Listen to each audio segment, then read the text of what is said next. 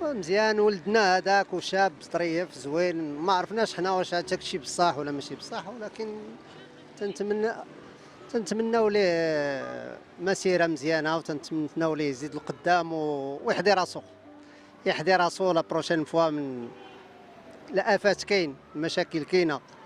ايوا معقوله ملي غادي يكون بنادم جان صغير وزوين مبوقس مع راسو راه غادي يطمعوا فيه الدريات.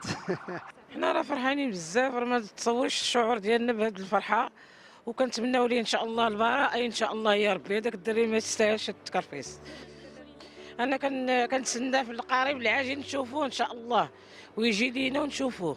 لا نزهه حنايا هي كندعيو معاه وندعيو معاه ان شاء الله يخرج بسلام. لا المجرد الصراحه كندعيو معاه مسكين باش يطلق سراحه، والله يطلق سراحه مسكين. واش غدير اليوم ان شاء الله حنا فرحانين كاملين بانه يطلق السراح ديالو، حنا فرحانين ليه. كنبغي نقول ليه اخر مره تبقاش تعاود، هي هذه ما تبقاش تعاود اخويا سعد المجرد، يلا خيرها لك اخويا.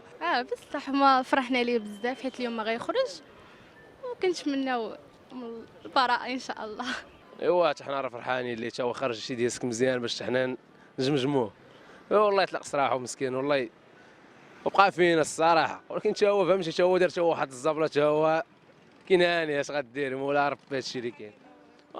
ما مسكين تا هو بقى فينا، كنشوفوا التصاور ديالو فهمتي. مبروك عليه وانا والله الا فاجأتوني بهذا الخبر هذا. انا عزيز عليا سعد المجرد، وانا اصلا كنت من لي فانس ديالو. على سلامته على سلامتك السي سعد المجرد. والحمد لله على طلق السراح ديالك، كنتمنى تجينا بالجديد والجديد والجديد وبعد من الدريات. شداتنا واحد الفرحه لان ولد بنادنا غادي يخرج اليوم وغادي ياخذ البراءه، وان شاء الله غادي نشوفوه من هنا لقدام لقدام.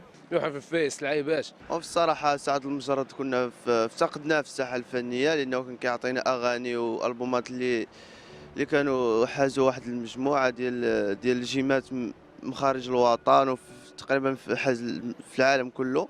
نتمنوا ليه التوفيق، ونتمنوا ان شاء الله يبقى معنا ويخرج لنا شي البوم احسن ان شاء الله.